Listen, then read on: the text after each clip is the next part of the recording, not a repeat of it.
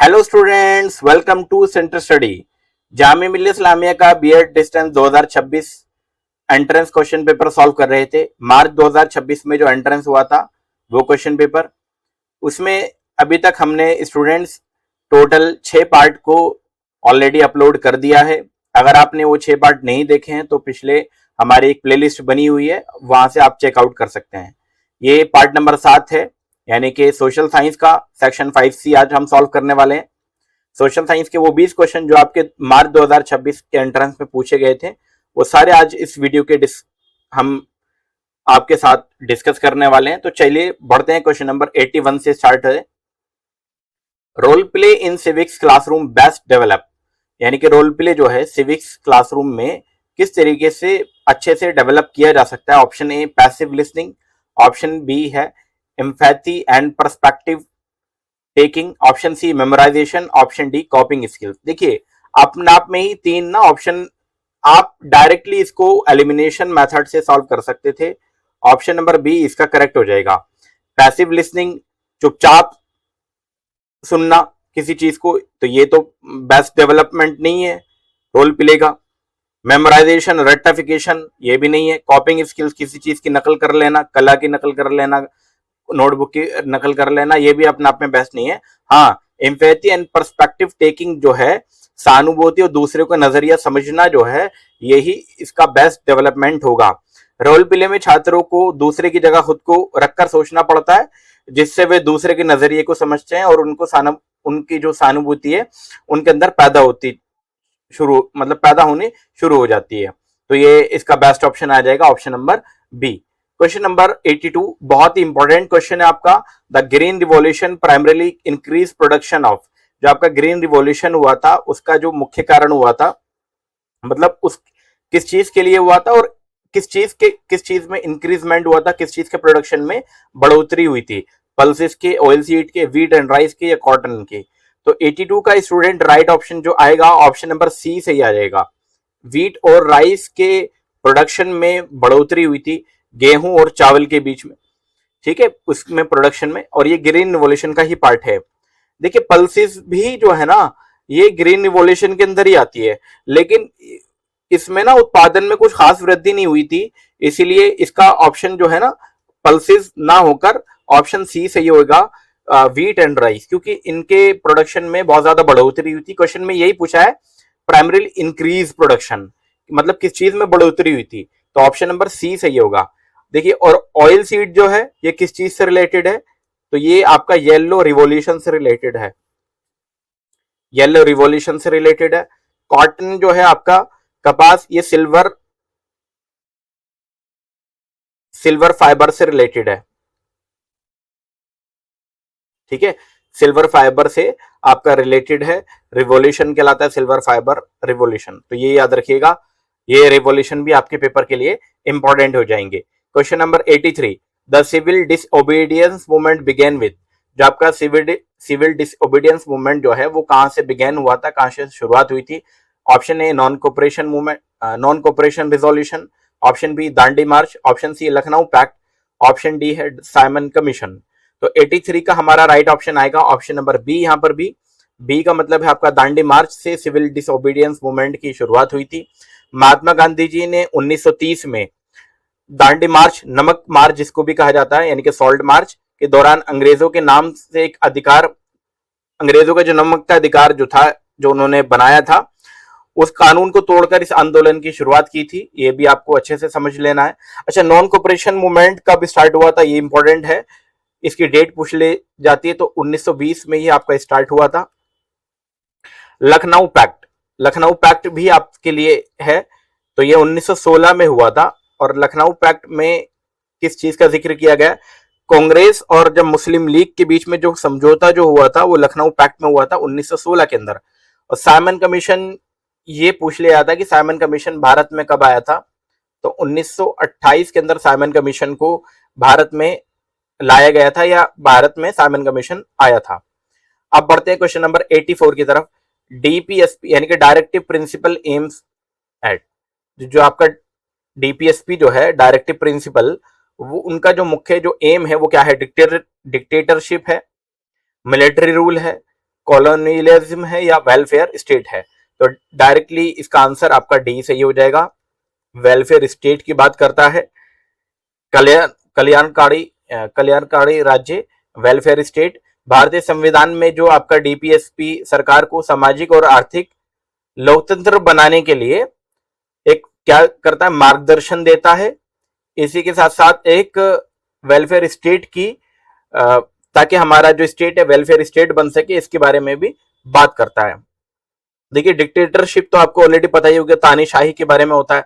Military rule, जहां पर किसी सेना का शासन हो। अभी आप मुझे कमेंट बॉक्स में बताएंगे, करंट अफेयर का क्वेश्चन है आपका, हाल ही फिलहाल में पिछले साल या इसी साल कहां पर मिलिट्री रूल, किस देश में मिलिट्री रूल लगा है या मिलिट्री रूल के खिलाफ लड़ाई चल रही है? ठीक है, और आपका अगले क्वेश्चन की तरफ चलते हैं। ये बहुत ही रिपीटेडली क्वेश्चन है आपका, इससे रिलेटेड क्वेश्चन बार बार पेपर में पूछा जाता है, बहुत ही इंपॉर्टेंट भी है क्वेश्चन ये।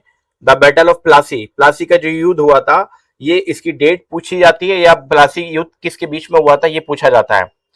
तो प्लासी का जो युद्ध हुआ था, इसकी डेट आपको ऑलरेडी पता ही होगी, ईयर पूछ लिया गया, तो 1757 आपका राइट ऑप्शन हो जाएगा। 1757 में प्लासी का युद्ध हुआ था, और इसकी डेट भी पूछ ली जाती है। 23 जून 1757 को ब्रिटिश ईस्ट इंडिया कंपनी और बंगाल के नवाब सिराजुद्दौला के बीच में लड़ा गया था। ये पेपर में पूछ लिया था कि प्लासी का युद्ध किसके बीच में, तो मैं आपको बता देता हूँ शॉर्ट में, ईस्ट इंडिया कंपनी यानी कि EIC प्लस जो बंगाल के जो नवाब है,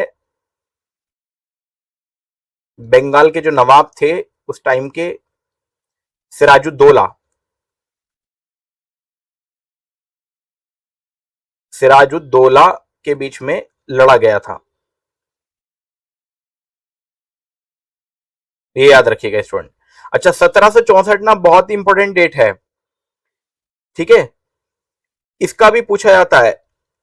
बक्सर युद्ध लड़ा गया था, बक्सर युद्ध, बक्सर का युद्ध पूछा जाता है कि बक्सर का युद्ध कौन से ईयर में लड़ा गया, तो 1764 में बक्सर का युद्ध हुआ था।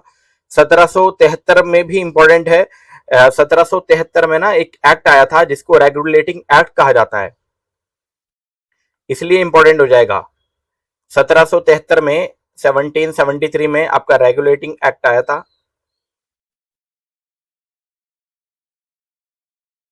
और 1784 किस चीज के लिए इंपॉर्टेंट है, आप कमेंट बॉक्स में जरूर बताएं। अच्छा, आगे बढ़ने से पहले स्टूडेंट हम एक इंफॉर्मेशन आपको देना चाहते हैं कि अगर आपको जामिया BEd डिस्टेंस प्रिपरेशन करनी है 2027 के लिए, तो अभी आप इनरोल कर सकते हैं। हमारा व्हाट्सएप नंबर इस वीडियो के डिस्क्रिप्शन में अवेलेबल है, और साथ ही साथ आप हमारे एंट्रेंस प्रिपरेशन बैच में इनरोल कर सकते हैं, जहां पर आपको सारे सब्जेक्ट की अच्छे से प्रिपरेशन कराई जाएगी और आपका नाम आने के पूरे पूरे चांसेस रहेंगे।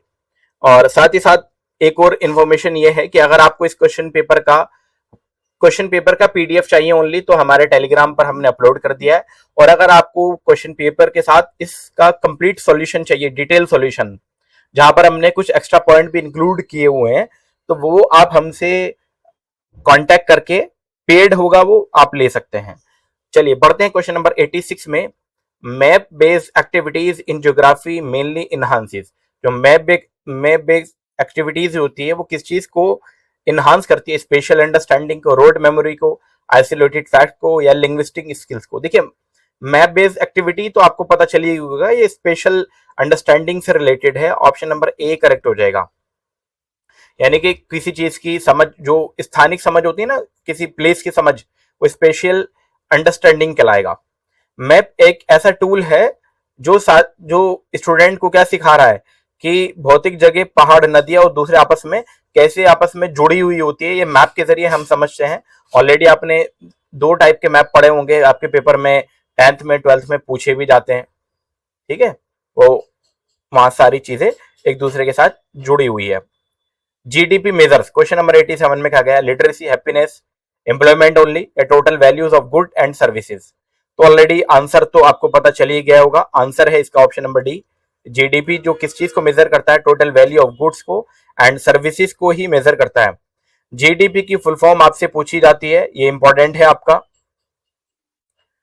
अच्छा, एक क्वेश्चन मैं आपके लिए लेके जा रहा हूं, आपको कमेंट बॉक्स में बताना है कि भारत की रैंक, इंडिया की रैंक जो है,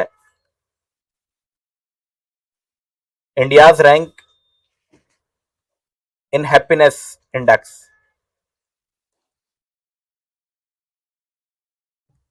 जब भी आप वीडियो देख रहे हैं उसी साल का आप बताएं कितनी है, या आप कमेंट बॉक्स में जरूर बताएं कि इंडिया की जो हैप्पीनेस इंडेक्स रैंक है, अगर आप 2026 में वीडियो देख रहे हैं तो 2026 की बताएं, अगर आप 2027 में देख रहे हैं तो 2027 में कितनी है, कमेंट बॉक्स में जरूर बताएं, दोनों ईयर के बताएं। अगर आप 2027 में देखेंगे वीडियो तो 2027 वाली और 2026 वाली दोनों बताइएगा आप।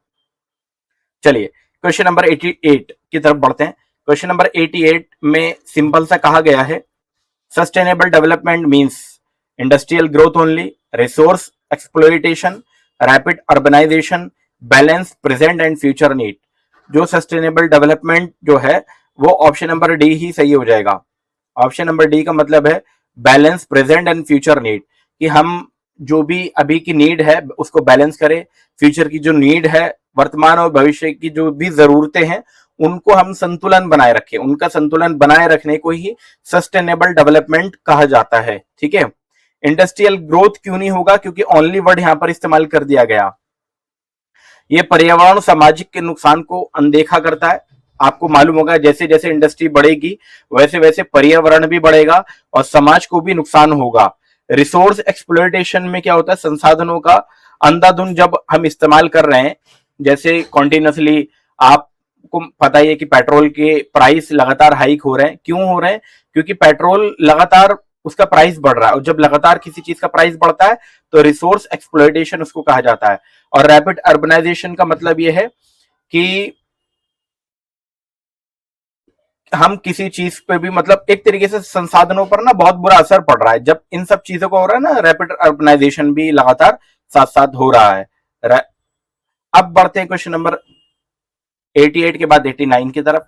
Monsoon rain in India are mainly caused by, जो मॉनसून है वो किसके कारण की वजह से आता है, jet stream only, western disturbance, differential heating of land and sea, या ओशन करंट ओनली। 89 का राइट ऑप्शन जो आएगा ऑप्शन नंबर सी सही आएगा स्टूडेंट। सी, सी का मतलब है differential heating of land and sea की वजह से आपका मॉनसून रेन इंडिया के अंदर आती है। गर्मियों में एशिया की जो जमीन है हिंद महासागर की तुलना में बहुत तेजी से गर्म होती है, जिसमें लो प्रेशर का क्षेत्र बन जाता है, यानी कि लो प्रेशर एरिया बन जाता है, और ये समुद्र से नमी वाली हवा को अपनी तरफ खींचता है। ठीक है, इसी की वजह से फिर मानसून रेन आती है। चलिए अब बढ़ते हैं क्वेश्चन नंबर 90 की तरफ। Linking current affair with text book content enhances, जो आप करंट अफेयर को टेक्स्ट बुक के साथ जोड़ के पढ़ा रहे हैं या जोड़ रहे हैं, वो किस चीज को इनहांस करेगा। ऑप्शन ए है contextual relevance and transfer of learning, rote learning, reduce engagement, curriculum fragmentation. तो 90 का ऑप्शन नंबर ए करेक्ट हो जाएगा। यहां पर ए का मतलब है कॉन्टेक्चुअल रिलेवेंस, यानी कि जो भी आप किताबों में पढ़ रहे हैं उसको किस तरीके से अपने किस तरीके से अपने दैनिक जीवन में, किस तरीके से अपने लर्निंग में हम क्या कर सके, जोड़ सके, किताबी ज्ञान को वास्तविक दुनिया की घटनाओं से जोड़ सके। इसीलिए हम करंट अफेयर को भी टेक्स्ट बुक के साथ जोड़कर पढ़ा रहे हैं। चलिए क्वेश्चन नंबर अब 91। इन्फ्लेशन का सिंपल सा मतलब पूछा है आपसे। इन्फ्लेशन का क्या मतलब होता है ये आपसे सिंपल सा पूछ लिया गया है।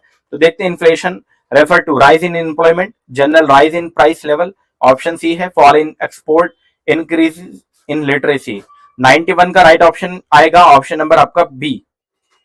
बी का मतलब है जनरल राइज इन प्राइस लेवल, यानी कि मूल्य स्तरों में सामान्य जो वृद्धि होती है ये आपका इन्फ्लेशन कहलाएगा आपका। ठीक है, अब राइज इन एम्प्लॉयमेंट ये भी नहीं होगा।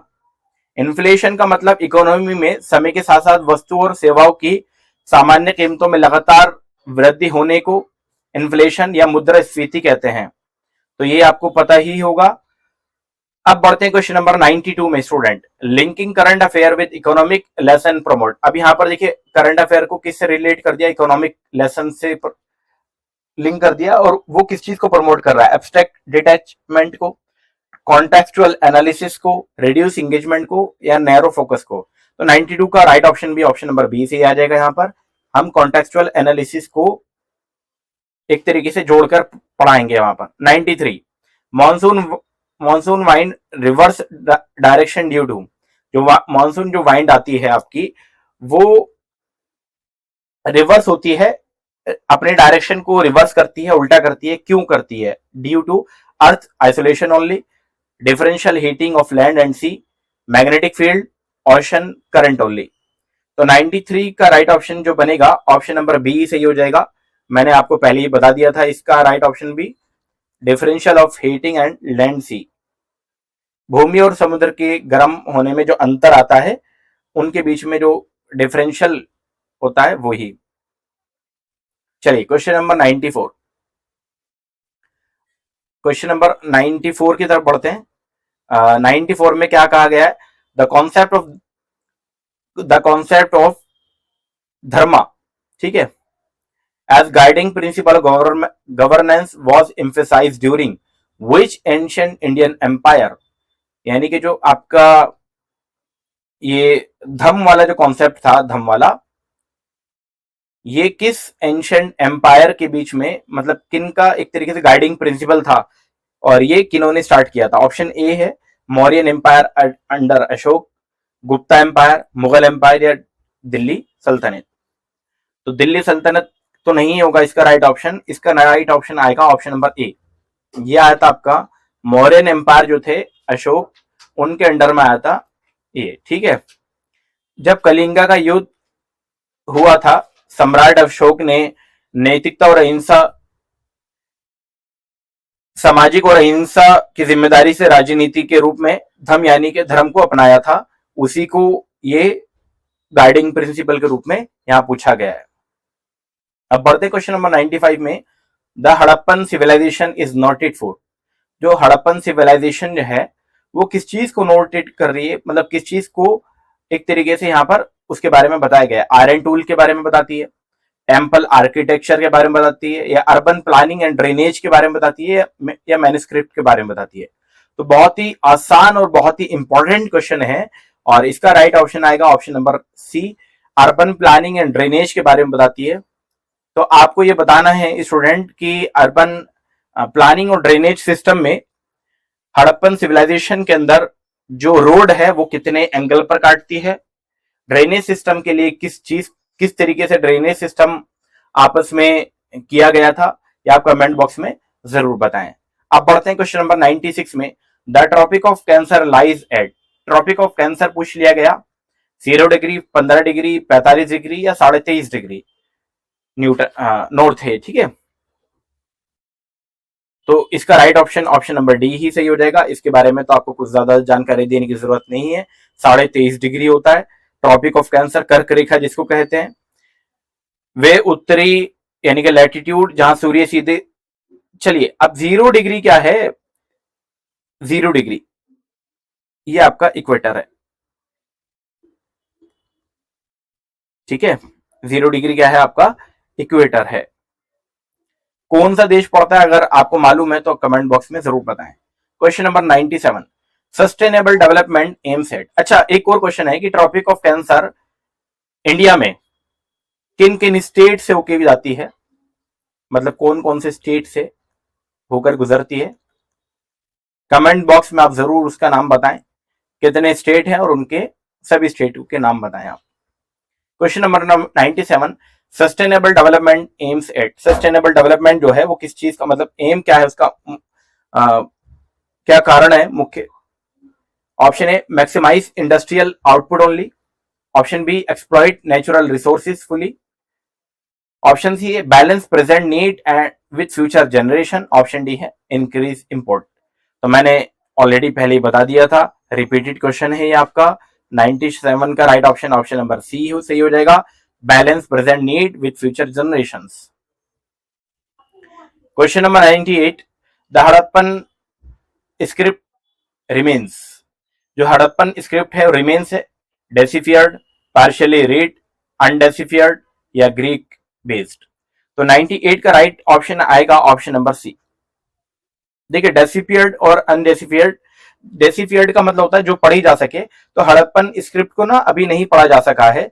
वैज्ञानिक और जितने भी भाषाविद है, जितने भी लिंग्विस्टिक जो लैंग्वेज से रिलेटेड काम करते हैं, इन लिपियों को पढ़ने में, इन स्क्रिप्ट को पढ़ने में अभी तक कामयाब नहीं हुए हैं, उनको सक्सेसफुल नहीं मिला है, इसलिए इसको अनडेसिफियर्ड स्क्रिप्ट भी कहा जाता है। ठीक है स्टूडेंट, अब बढ़ते हैं क्वेश्चन नंबर 99 में, सेकंड लास्ट क्वेश्चन इस वीडियो का। Himalayas are volcanic block residual fold mountain. 99 का राइट ऑप्शन जो है, हिमालय जो है ना एक फोल्ड माउंटेन है। ठीक है, 100 का ऑप्शन नंबर 99 का ऑप्शन नंबर डी सही हो जाएगा। अब ये फोल्ड माउंटेन जो होते हैं मुड़े हुए एक तरीके से पहाड़ है। अब ये मुझे आप कमेंट बॉक्स में बताएं कि हिमालय का जो निर्माण हुआ था कौन कौन सी प्लेट से हुआ था। कमेंट बॉक्स में आप जरूर बताएं, ठीक है, कौन कौन सी प्लेट से हुआ था। वीडियो के स्टूडेंट लास्ट क्वेश्चन की तरफ चलते हैं। A region with high birth rate and declining death rate experiences, यानी कि ऐसा रीजन, एक ऐसा क्षेत्र जहां पर बर्थ रेट जो है हाई है, ठीक है, लेकिन डेथ रेट जो है वो कम है, यानी कि बर्थ ज्यादा हो रहा है और वहां पर डेथ कम हो रही है, तो वो क्या एक्सपीरियंस करेगा? Population explosion, stable population, population decline या जीरो ग्रोथ। इसका राइट ऑप्शन आएगा ऑप्शन नंबर आपका ए। क्या होगा वहां पर? पॉपुलेशन एक्सप्लोजन होगा, ऑप्शन नंबर ए सही हो जाएगा, यानी कि जनसंख्या में एकदम विस्फोट होगा, बहुत तेजी से जनसंख्या वृद्धि होगी। जब स्वास्थ्य सेवाएं बेहतर होती है, जिसमें मृत्यु दर एक तरीके से, जब देखिए ऐसा क्षेत्र जहां पर आपका हेल्थ सेवाएं, हेल्थ सिस्टम से जुड़ी हुई चीजें बेहतर होती है, तो वहां पर ना आपका डेथ रेट भी क्या हो जाता है? कम हो जाता है, और जो बर्थ रेट हो जाता है वो बढ़ जाता है। तो ऐसे में आपका जो पॉपुलेशन होता है ना, ऐसे में पॉपुलेशन में ग्रोथ होता है बहुत तेजी से, तो इसीलिए राइट ऑप्शन हो जाएगा ऑप्शन नंबर ए। तो आज की इस वीडियो में हम इतने ही क्वेश्चन सॉल्व करने वाले हैं। अगले पार्ट में हम इंग्लिश के क्वेश्चन को सॉल्व करेंगे, 20 क्वेश्चन को। अगर आपने पिछले पार्ट नहीं देखे हैं तो पिछले पार्ट को जरूर देख लीजिए। अगर आप चैनल पर नए हैं तो चैनल को जरूर सब्सक्राइब कीजिए और बेल आइकन को भी दबा दीजिए। और जाने से पहले मैं आपको एक बार फिर बता दूं, अगर आप 2027 के लिए एंट्रेंस प्रिपरेशन कर रहे हैं तो हमारे एंट्रेंस प्रिपरेशन बैच में एनरोल कर सकते हैं और हमसे जुड़ सकते हैं। वीडियो में लगातार बने रहने के लिए स्टूडेंट आपका बहुत बहुत शुक्रिया।